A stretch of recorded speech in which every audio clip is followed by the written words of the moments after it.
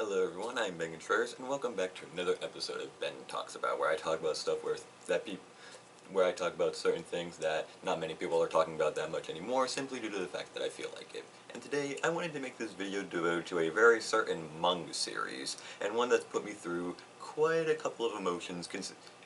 ever since I finally finished reading it, about as many emotions as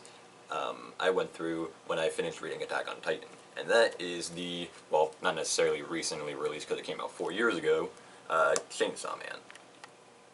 Now, if you are at least relatively somewhat part of the anime community, you have very much heard of this series, because despite it only coming out back in 2019, it has already garnered quite a lot of attention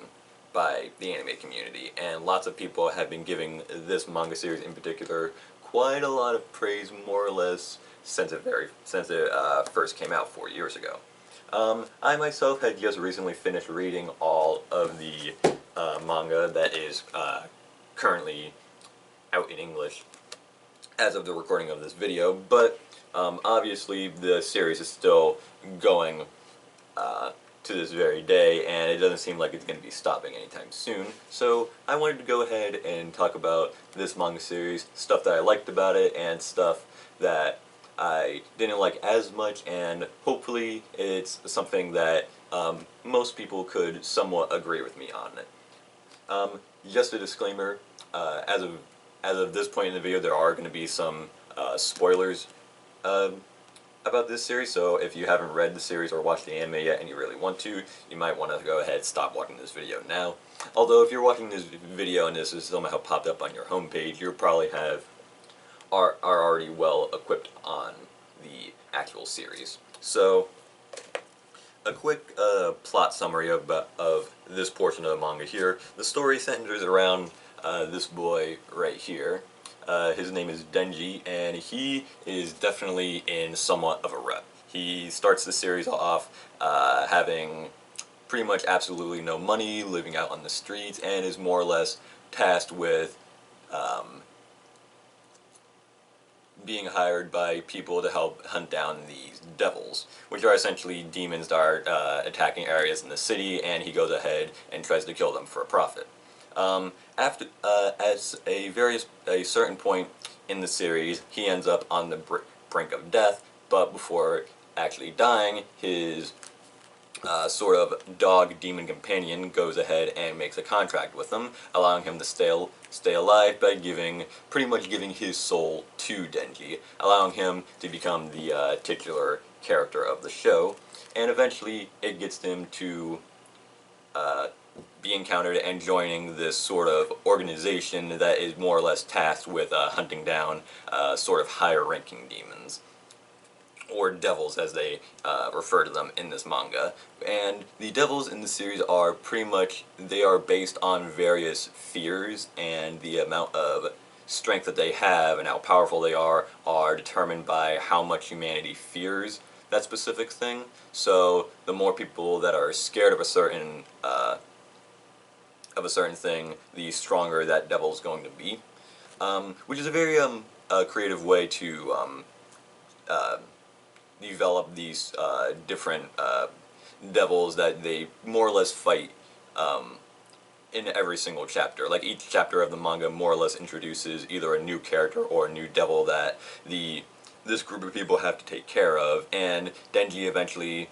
joins one of the divisions, which allows him to become companions with characters such as Aki, who ends up serving as his roommate and is in contract with a devil of his own, as well as the character Power, who is a rather unique sort of specimen, because she is actually a devil that has possessed a human. So they are a sort of special case when it comes to this division that he's joining here. They all sort of serve as the main trio of main characters who we follow throughout this particular arc of the series. And one thing that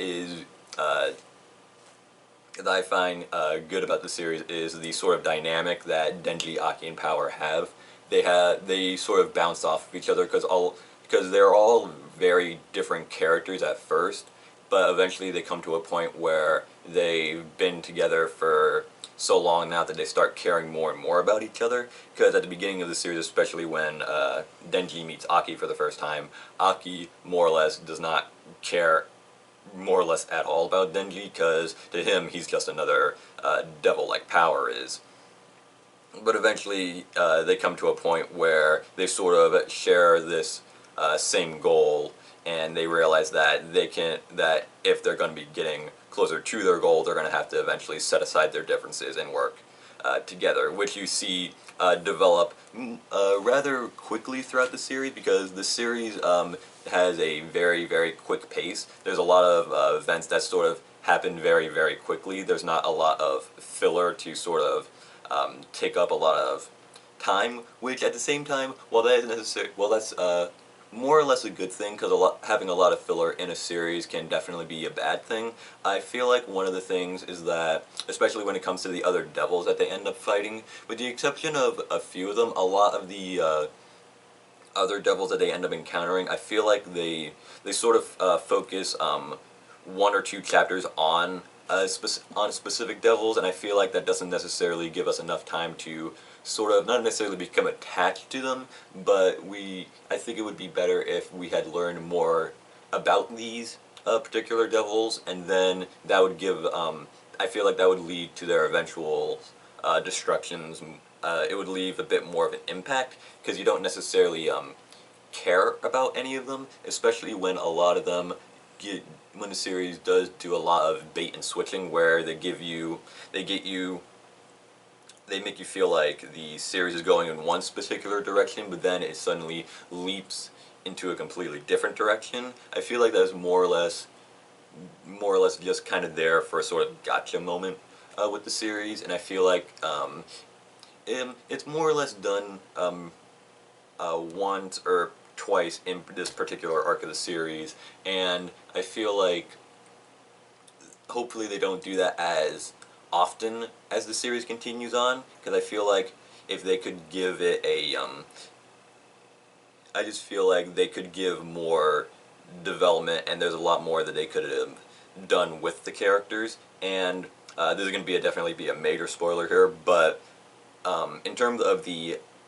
fully like main characters, not necessarily all of the other side characters that we see, the series has a habit of killing off characters rather quickly. I think the very first character that we see that gets killed off in particularly is Aki's mentor, who is in contract with this ghost devil, and in order for them to try and beat this particularly strong devil, she ends up sacrificing herself, which inadvertently doesn't do that much of anything, I sort of noticed. And I feel like that moment there, because I feel like they spent quite a bit of time developing their character, and they gave us a lot of backstory on how she met Aki and all that. But I feel like if the series had a little bit more time to flesh out these characters, again, I feel like their particular deaths would have left more of an impact. I feel like the only ones that really did leave much of an impact was Aki's in particular, because of, we spent about as much time with Aki as we did with Denji, and seeing what happens in the series as when we realize that the leader of this division, Makima, actually ends up being a devil herself, and has control over all these other characters because of the devil that she ends up being. She's able to more or less do pretty much whatever she feels like doing, and I feel like that there, and seeing that Aki was one of them, that did leave an impact, because they spent more than enough time developing Aki as a character and letting us care a lot about them. I feel like his death sort of left more of an impact than any other character in the series, as long as the character is not implied that they may eventually come back later on in the series, because it is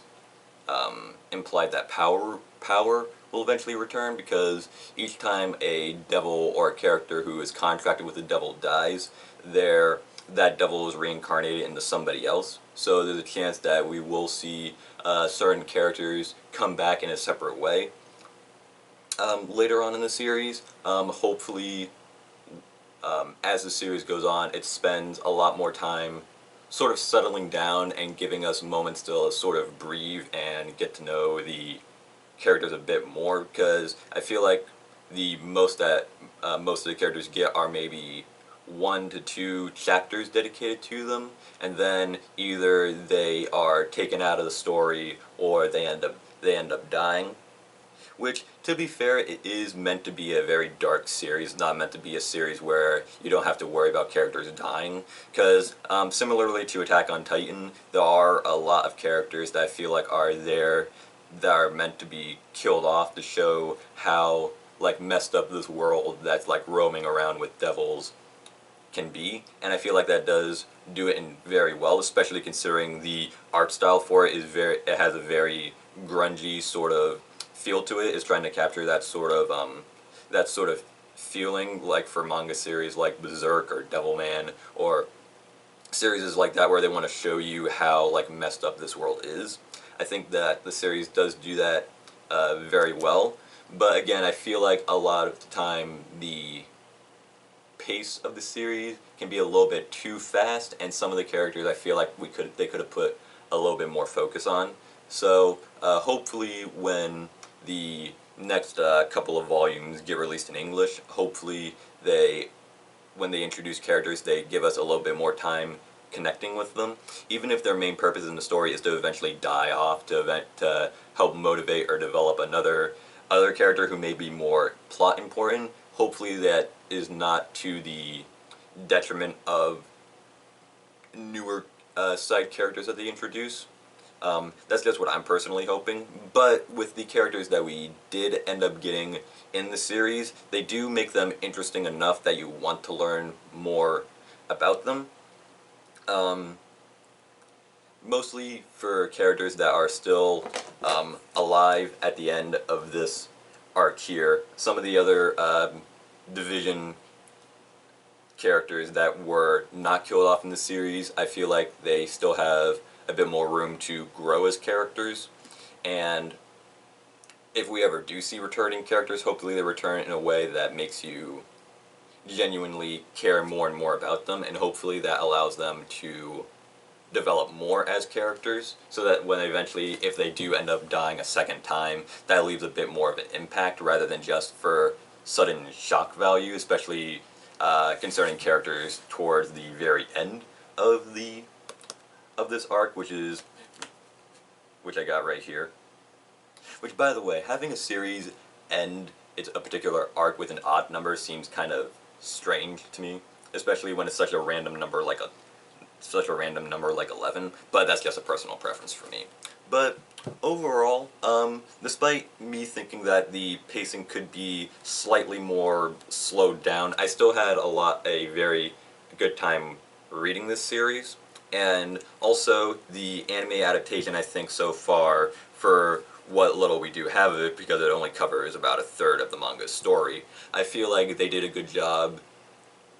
turning the pages of the manga into episodes in the show. The art style can be a bit weird, difficult to get used to, because it has this sort of 2D, 3D sort of hybrid kind of style. But if that's something that you're into, then I feel like if you're not able to read the manga, watching the anime is still good enough, because I feel like they don't necessarily take a lot away from what they did adapt. They did a good job taking major points of the series and sort of giving its own little like spin on it without completely changing the story. So yeah, moral of the story of this video here is I would most definitely recommend this. If you're into these sort of darker, sort of grungy kind of series and you're wondering what all the hubbub is about in this series if you haven't read it already, yeah, I'd most definitely recommend it. I think you should be able to get like a box set of this series that has quite a few of the first couple of volumes for pretty decent prices. nowadays, but usually the individual volumes are rather cheap because they are Viz Media mangas and they only go for around maybe $9 or $10 tops. So if you're looking to add this to your collection, once again I feel like I would most definitely recommend it. And I hope you all enjoyed me talking a bit more about this series. I may do a sort of follow-up on this once more and more volumes start coming out to see if my predictions on what they'll do with like the characters and the pacing and all that, if I feel like they sort of change it for the better or for worse possibly, I may end up considering doing a follow-up video on this series right here. But yeah, I hope you all enjoyed me talking about this manga series here. I had a good time discussing it with all of you, and until I see you all next time with whatever it is I decide to talk about, play, or even eat, I am Ben Contreras, and bye.